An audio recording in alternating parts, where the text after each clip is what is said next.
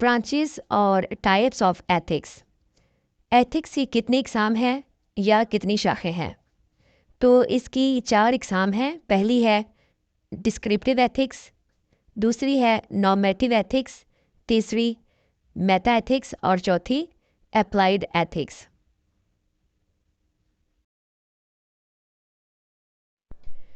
Descriptive ethics: what do people think is right?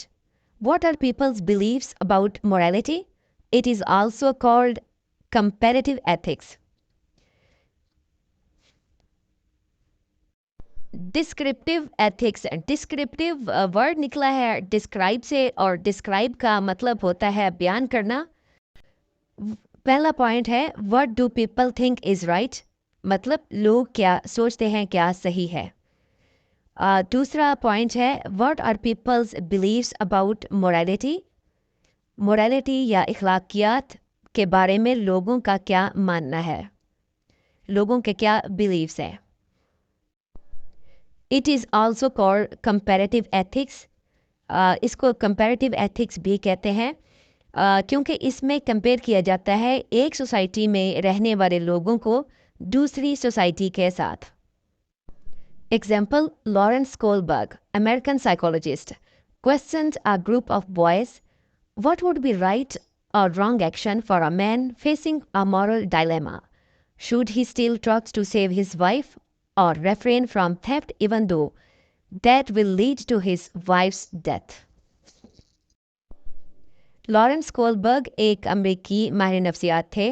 उन्होंने लड़कों के एक ग्रोह से एक सवाल किया कि एक आदमी जिसकी वाइफ बीमार है तो वो उसके लिए अद्वियात नहीं खरीद सकता, उसके पास पैसे नहीं हैं, तो वो अब इस कशमकश में गुज़र रहा है, इस इखलाकी कशमकश से कि उसको अद्वियात चोरी करनी चाहिए या चोरी से बाज रहना चाहिए। अगर वो अद्वियात नहीं देता तो उसकी वाइफ की डेथ हो सकती है। ये सवाल अगर आप भी किसी से करते हैं तो मुमकिन है कि जवाब जो मिले वो सब लोगों की राय एक जैसी ना हो। इसी तरह एक सोसाइटी में रहने वाले लोगों की सोच दूसरे सोसाइटी में रहने वाले लोगों की सोच से इखलाकी लिहाज से मुख्तलिफ हो सकती है। इसी वजह से इसको कंपैरेटिव एथिक्स भी कहा जाता है। Normative ethics: how should people act?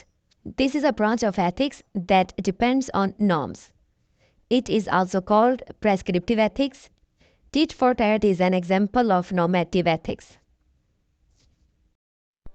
Example: if you expect that your neighbor don't throw stone at your home, then you should not throw stone first. पहला पॉइंट है हाउ शुड पीपल एक्ट, कि लोगों को किस तरह से act करना चाहिए।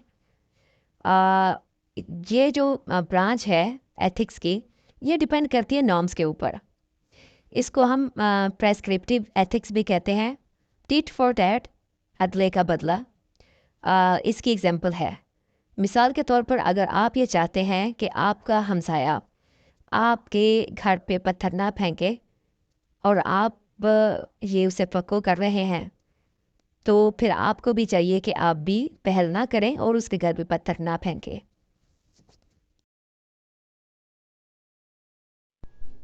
Meta ethics: what does right even mean? It is also called analytic ethics. Meta is prefix means beyond, after or behind. Meta ethics means what is right or wrong with the reference of origin. Example: killing is not good. Yes, but if a target killer enters your home with weapon and fires at you as a self-defense, you fight back in response. This is why you fired.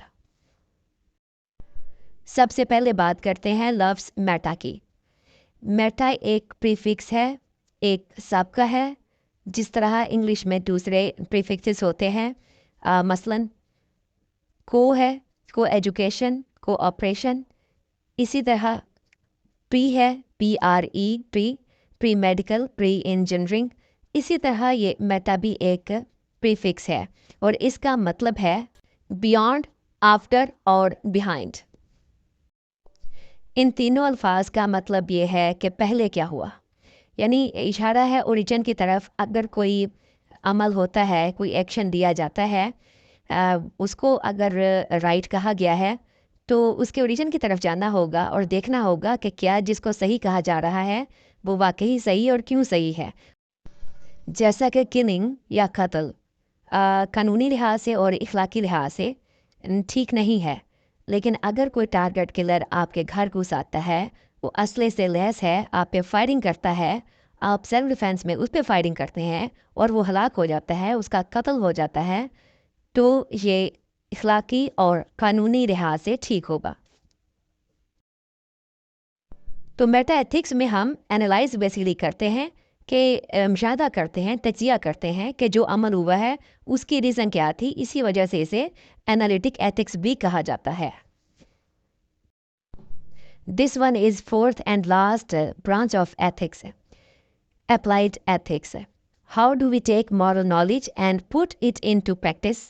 It deals with ethical questions specific to a professional, disciplinary, or practical field.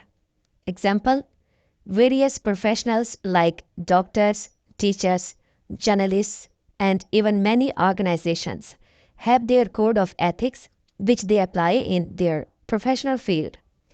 Child labor and abortion, etc. are controversial applied ethics.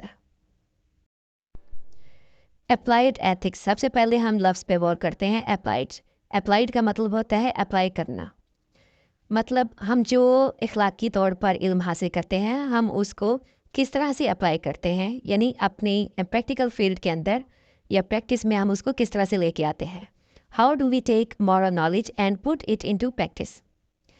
Second point है, it deals with ethical questions specific to a professional, disciplinary और practical field. वही बात है कि ये ethical questions होते हैं, इस पे अखलाकी सवालात होते हैं जिनको प्रैक्टिकल फील्ड के अंदर या पेशा वराना जो आपका फील्ड है उसके अंदर आप उसको इस्तेमाल करते हैं।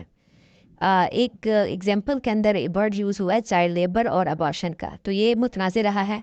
कुछ लोगों का अखलाकी तौर पर यह कहना है कि ये सही नहीं है, स्पेशली अबॉर्शन जो है, लेकिन कुछ का मानना है कि सही है। जो डॉक्टर्स जिसको सही मानते हैं वो अबॉर्शन करते हैं। इसी तरह हर हॉस्पिटल अपने कोड ऑफ एथिक्स को फॉलो करता है।